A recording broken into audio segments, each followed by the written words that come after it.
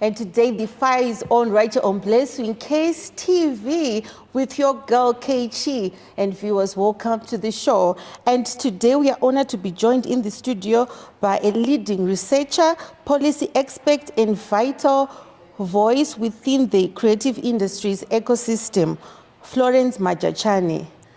Florence, would you mind if I call you Florence? Oh, Miss Florence? Which one would you prefer? Thank you very much for having me today. You can just call me Florence. And welcome to the show. We are so honored to have you. Thank you. Say hi to the viewers. Hello, viewers. How are you? Thank you for listening to our discussion today. Yes, of course. And to kickstart the show, Florence, to lay a foundation for our conversation, please introduce yourself to our viewers and share a bit about your professional journey, particularly looking back at your defining moments and foundational achievements during your tenure as the country's chair of the Arterial Network. Okay, thank you. My name is Florence Majachani. I am a researcher, cultural policy researcher. I am a graduate of the University of Zimbabwe, where I studied honors in theatre arts. Then I moved to South Africa, where I studied masters in arts and culture management. My inspiration really was drawn from that master's program, where I was first introduced to cultural policy, and then I realized that this is what really I've been looking for in my life. It's what I've always wanted to do. So once I started the studies, I realized that the area is very interesting. Very few women are actually working in that space. It just drove my passion. So from Wits University, I joined the Observatory of Cultural Policies in Africa, which is based in Mozambique. It's a think tank around cultural policy. They advise African Union and its member states on cultural policy issues to do with the creative industries, issues to do with the creative economy. From there, I worked for Arterial Network in Cape Town. That time I was an employee. This was a continent-wide network of people, practitioners, organizations, civil society organizations, funders, governments working within the culture and creative industries space. Left Arterial Network. I worked briefly at the University of Zimbabwe as a teacher, and then the rest of my life since around 2012, I have been working as an expert researcher, teacher for cultural and creative industries, specifically focusing on creative economy policy in Zimbabwe and beyond. I've provided guidance, expertise to think tanks such as COMESA, African Union, SADC. I've worked for donors, I've evaluated programs deployed and supported by funders such as Norwegian Embassy, the Swiss Agents for Development and Cooperation, wow. Culture Fund, European Union. It's been quite a long journey, wow. And wow. I'm looking forward to even more years within the space. You even want more with such a powerful CV, a powerful journey. It's really what drives me, it's what motivates me. It's interesting, I love it, and I really am gonna just continue pursuing it. What a powerful woman you are. Okay, you've recently transitioned into an exciting new chapter as the leader of Barikira Creative Features. Could you unpack the core mission of this organization and explain how it aims to structurally reshape the creative landscape moving forward? Okay, so I've served as a voluntary national coordinator of Arterial Network Zimbabwe. You know, after I left Arterial Continental Secretariat in Cape Town, I came and worked in Zim, like I said earlier on. I worked there for quite some time, Arterial Zimbabwe. And then last year, I just thought it's time to move on, start new things. I realized there is a gap around research, around data generation, around building evidence for evidence-based policy making within the culture and creative industry space. This is what inspired me to form an organization called Barikira, where I'm the founder and programs lead. So Barikira, in simple terms, is an enabler for culture and creative industries. How do we do this? Through research, mostly generating evidence, the much needed evidence that we need to make a case for culture and creative industries support, not only in Zimbabwe, but beyond borders. We are just excited because of our recently launched study where we looked at the economic impact of cultural and creative industries within the Zimbabwean space. Wow, I can see you're no stranger to data and evidence-based policy in this sector. For context, you could briefly take us through some of the foundational studies and strategic research you have conducted prior to launching the latest report. Okay, so maybe within the last 5 years, I was engaged by SADC to look at the state of trade in services, cultural services within the SADC region. I collaborated with a colleague called Ayeta Wankusa from Tanzania. And this is something that really revealed a lot of gaps, especially on the difference between trade in goods, trade in, and trade in services. Looking at the barriers, looking at the enablers of those, the two different types of trade. I also had an opportunity to conduct a study on behalf of ILO and UNESCO in Zimbabwe. I led a study on decent work and informality within the culture and creative industries space in Zimbabwe, where we were able to unpack some of the critical issues, for example, issue of working hours within our space, issues of remuneration, issues of contracts, issues of payment of people for the work that they are doing, issues of skills gaps, and issues of investment and resources when it comes to formalization. I know there's been a huge drive by the government to say people need to formalize, businesses need to formalize, but what are the barriers? What is impeding the players within the culture and creative industry space from formalizing their businesses? That is the second study that I looked at. I did a replica of that study focusing on Tanzania with a colleague again, Ayeta Wankusa. That was last year. So I'm super excited that we've moved from just dealing with qualitative data to quantitative. Yes. This time around, I was really excited for the first time, you know, to be leading a study which is focusing on estimating the economic as well as social value of culture and creative industries in Zimbabwe, working with colleagues such as statisticians from the Zimstat, working with experts like Farai Mpunya, Simbarashe Mdokwani, working with economists like Tendai Maparara Makwara. It was really an exciting journey. And I must say, I think it's a beginning of another exciting chapter of working with numbers within the research space in the culture and creative industries. Oh, that's interesting. Were you an artist yourself, maybe later in your early days? Yeah, in my very early days, I really practiced art. I've performed at Haifa before, of course, serious? as a student. Oh, singing? No, theater. Oh, acting. interesting. Yeah. So, you know, the early years of my career, I was a performing artist. Then I transitioned into a policy researcher, where I mostly focused on qualitative research, you know, gathering opinions of people around certain subjects, culture and climate change, cultural diversity, culture and development. But now, you know, as I am getting prepared, you know, to undertake my PhD in decent work and workers' rights within the culture and creative industry space, which is also an area exploring a lot things to do with law.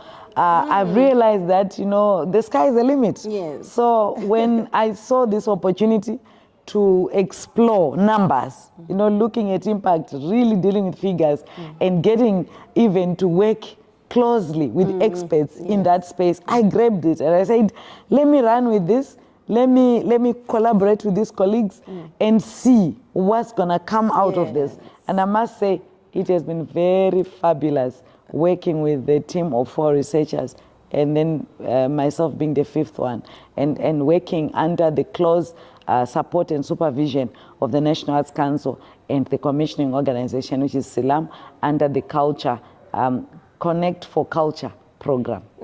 Interesting. Let's dive straight into the heart of your latest economic study.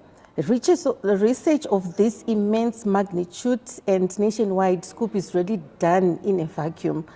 Who were your primary research collaborators, and how did your teams align to execute this project?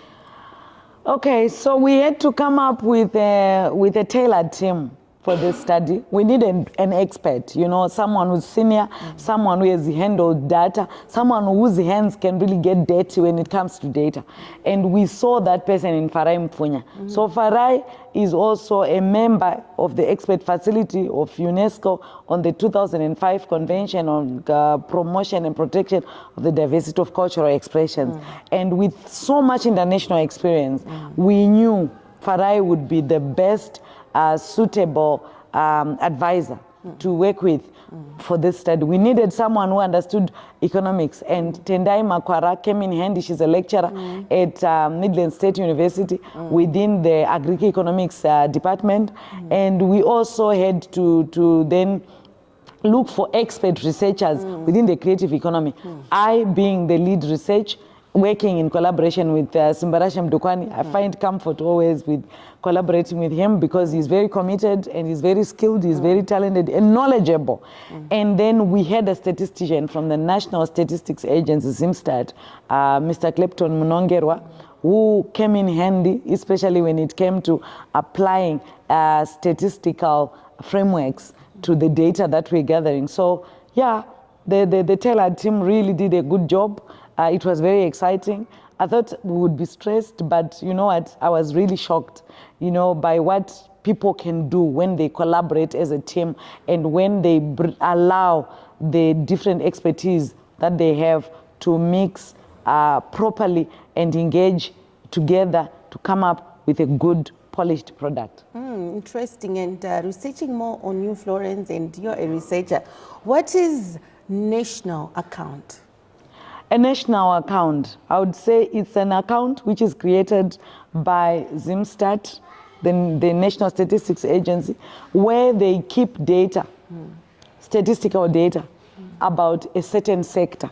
So in this case, we've been talking a lot about having a national account for culture and creative industries, where all the data on trade, data on I would say social data about people working within that space, data on the different subsectors of the sector is captured so that we are able to measure economic impact, contribution to the GDP, contribution to employment generation, contribution to trade of that sector. So in this case, we have been pushing to say ZIMSTATs, we know there are already some classifications and international standard classifications as well as frameworks which they employ, you know, when they collect data. But those frameworks are not always compatible with our sector. Because our sector, we also have our own frameworks, the UNESCO Institute for Cultural Statistics frameworks for cultural statistics. That framework cannot easily be adhered to and cannot be easily used. The UNESCO Institute for Cultural Statistics framework, it's not a framework that can easily match granular data which is collected about culture and creative industries, match it with other international classification standards and frameworks. So because that is a unique framework, which is unique to the culture and creative industries, we need to train people at ZIMSTATs to have an understanding and an appreciation of what is classified under cultural and creative industries so that they're able to assign that data specifically to the culture and creative industries. For instance, you can have national handicrafts. Other classification standards, they classify it and describe it as manufacturing. But when it comes to the UNESCO Cultural Statistics Framework, this is culture and creative industries. It falls under handicrafts, but those handicrafts are culture and creative industries. So for us then to be able to get comprehensive and correct data about the impact of culture and creative industries to the economy, we need to have a national account where all that data is collected and stored and then analyzed later comprehensively. So has it been a national data in Zimbabwe? Data is there, but this data is scattered across different sectors as classified by other frameworks that are used by Zimstat. So the data is there, but that data is not comprehensive when it comes to arts, culture, entertainment, recreation, because you have some of that data hidden in other sectors. For example, information and communication technology. There is an element of publication, there is an element of newspapers, there is an element of books under that. But all those activities are culture and creative industries activities. So ideally, we would be saying, as culture and creative industries researchers, that these activities should be classified under arts, recreation, and entertainment data. But according to the framework that is used by Zimstats, that data cannot go under arts, culture, and entertainment. And maybe the viewers would want to know, what is Zimstats? Zimstats is the National Statistics Agency. They are responsible for collecting data, economics data, social data, and process it and publish reports, sharing information with the public about, for example, the GDP. They even do, I think they are the ones that are responsible for the national census. So they are a national statistics agency. Okay, Yeah. okay. Systematic policy change requires a genuine state buy-in to truly stake. Which government ministries and state agencies actively supported your team during the nationwide consultation processes, and how critical was their feedback in shaping the final analysis? I must say many thanks to the National Arts Council of Zimbabwe, the parastatal who are in charge of culture and creative industries in Zimbabwe. They played a critical role. We had our inception meeting with them, with the CEO, Mr. Nyani, and the head of research. We also engaged with Mr. Ntinte a lot. And the critical role that they played within this study was to help us to identify people to speak to. That's number one. Number two, we conducted this study alongside a project which was evaluating the implementation of the Zimbabwe strategy on culture and creative industries. So during those consultation processes for evaluation, the National Arts Council, the ministry, our parent ministry, which is the Ministry of Sports, Recreation, Arts and Culture, played a very critical role. Their officers, especially within the provinces, they played a very important role of linking us with relevant people to speak to. They even contributed some of the information that we needed to understand. One thing that I really respect from them is that there was no effort at any given moment to try and influence the findings. So the findings that we have is exactly how we got information from our key informants, from our key sources. No information was doctored. Oh, interesting. Yeah. So for an economic study like this to have a lasting transformation impact, the creative community itself must feel a deep sense of ownership. Yeah. How do individual artists own this data? Florence, and why is it absolutely vital that they use it to actively participate in national budget consultations? Okay, so you are speaking about ownership of the study findings. Yes. If you read the Artist study ownership itself, you are going to see that this is not a perfect study. It had its own limitations in terms of consultation, in terms of methodological issues. But what we are very pleased with is, so far, we have shared this study on social media. Oh, okay. People expressed keen interest even to read right? And we have tried to share a summary, 2-page summary of the study for ease of engagement with the findings. Because this is a 40-something page research report, not many people will have time to read it or to understand. But we have been distilling key issues from the study and saying these have been our findings. How do you see them?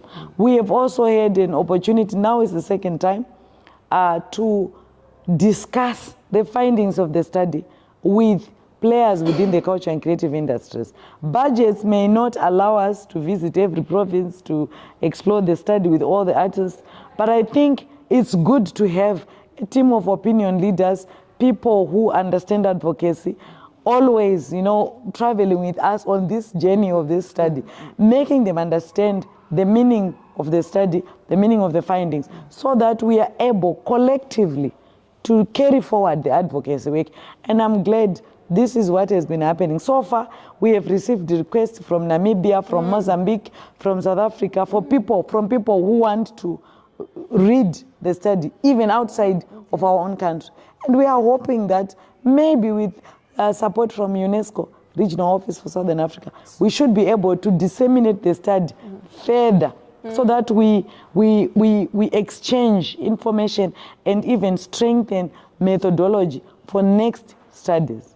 So it's not only happening here in Zimbabwe.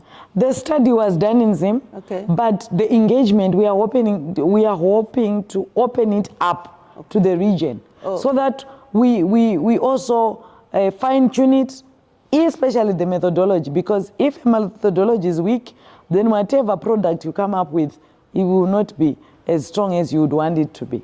What about the ghetto youth, those ones who doesn't even know what is artist ownership, or what is data analysis, and yet you are representing those artists? You know what? It's not just in the arts. If you go to ICT, research is being done. If you go to mining, research is being done.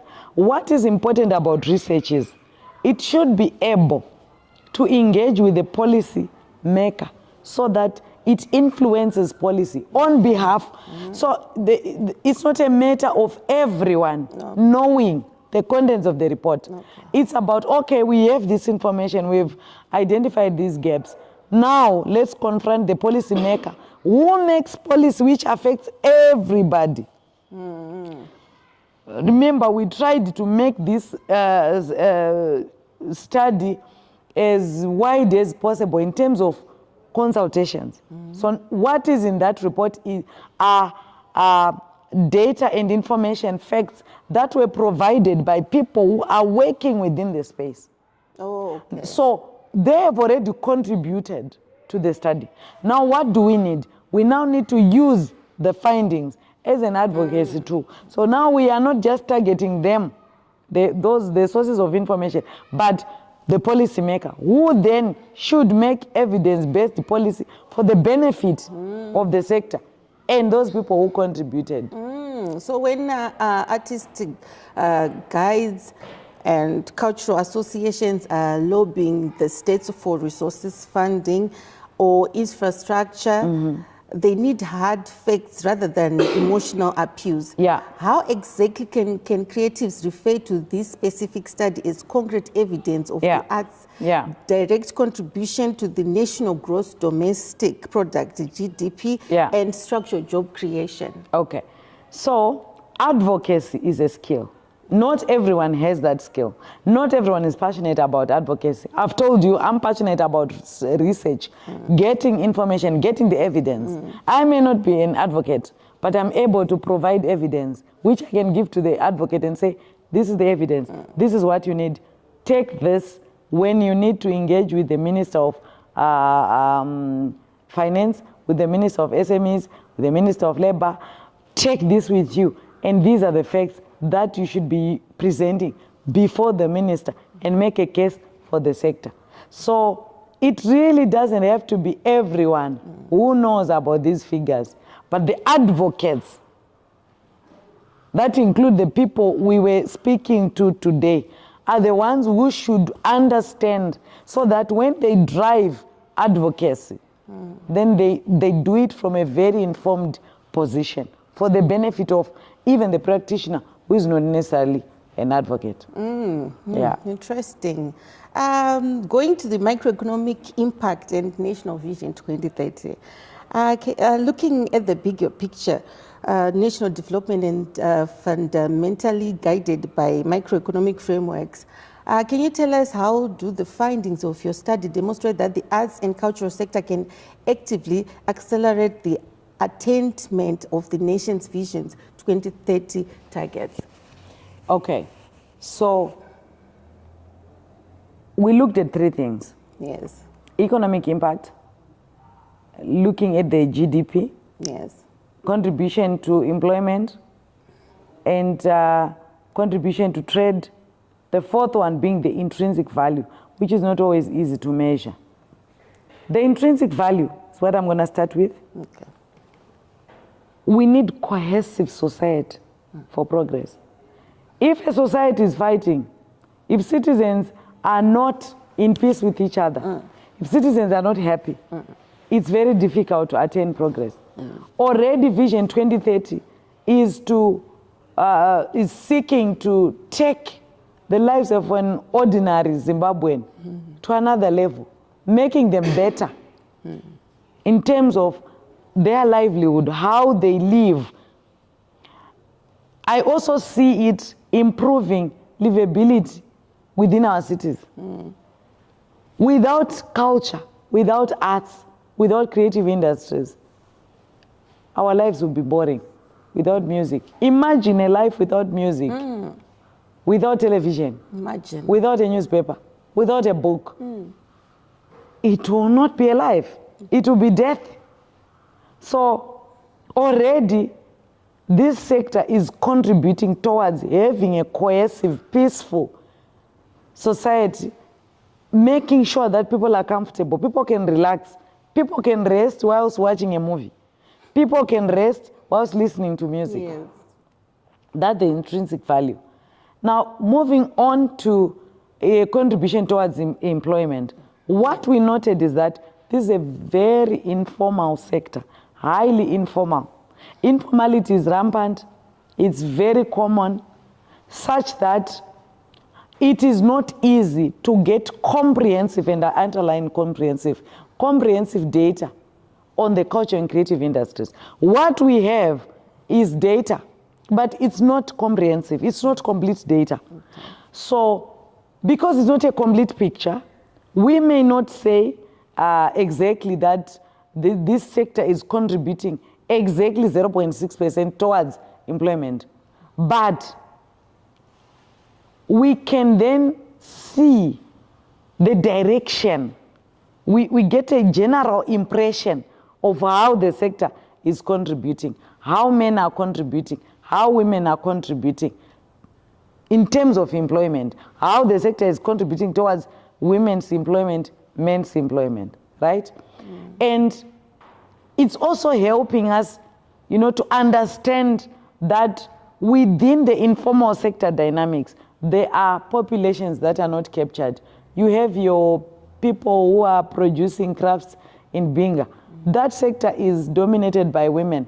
Go to fashion, it's dominated by women. But this study has not been able to really go to that stage where they are able to produce granular data by sector to say, okay, so many women are employed in fashion, so many men are employed, and this is the contribution of fashion. But at least we have a general picture of how the sector is contributing to employment. We are able then to draw lessons from contribution to GDP, contribution to employment, contribution to trade. We are able to draw lessons and say, okay, if our greatest market for creative goods is South Africa, what do we need to do to enhance that trade? How can we improve trade with Malawi, with Mozambique, with other African countries that are not mentioned? What could be the barriers, for example, with trading with Zambia? Then we address those so that next time the contribution is higher. Yeah. Interesting. So which means all that data has to be captured, like some things about artists coming from other countries, that has to be notable. Okay, I didn't quite understand your question. Like there's so many things that the country is benefiting from artists. Yeah. But it hasn't been written down. Yeah. So that is what you'll be capturing. That's what we were trying to capture. That is the impression, the picture that we're trying to bring out for the world to see and appreciate. Okay. Yeah. So viewers, wrapping up the show, Florence, if you're pitching directly to Treasury policymakers, budget directors and government ministers who are watching our podcast right now, what is your ultimate takeaway from this study regarding to the raw economic power and unreleased potential of the creative sector? Okay, I would probably start by saying there is no one creative economy. The creative economy, there are creative economies within the broader creative economy. So I think the first thing that I would say is we need to come up with financial packages for financial inclusion for different players at different stages within the culture and creative industry space. We need packages that target startup entrepreneurs.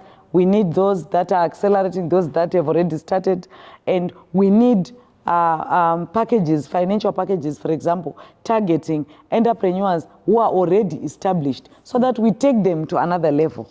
Imagine if we could come up with a very, very good, brilliant film that then we showcase at Netflix, like what's happening now with that polygamist film. John Master.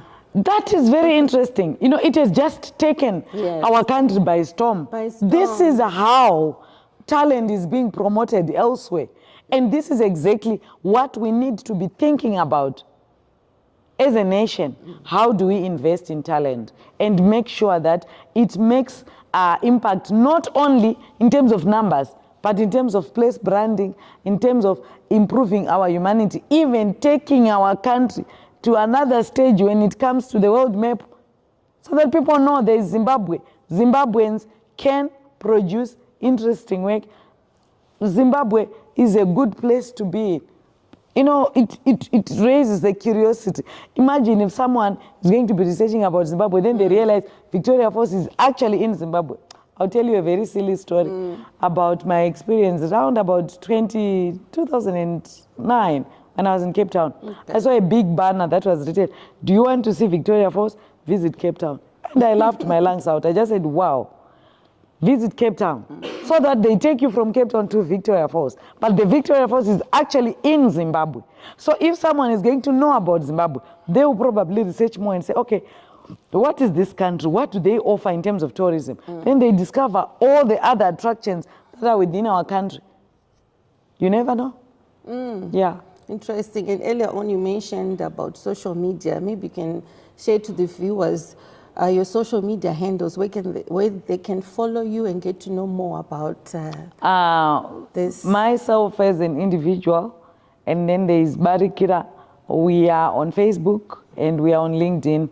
So Barikira, you just type Barikira Creatives, Creative Futures. Then myself, Florence Majachani.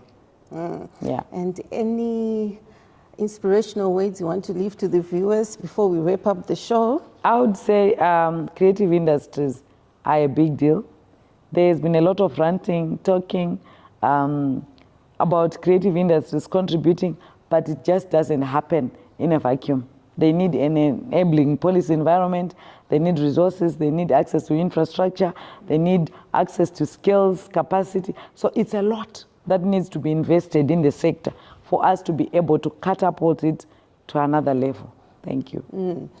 Viewers, you've heard it from Florence, and she has shared her social media handles. Please get to follow her and get to know more about the national accountability in the art sector. And I want to Mskanzwa. You mentioned you were in the theater. I was like going to say, can you please do a little act for us? That's not going to happen. Viewers, from me, Caychi and Florence Majachani, it's a goodbye. Bye, thank you.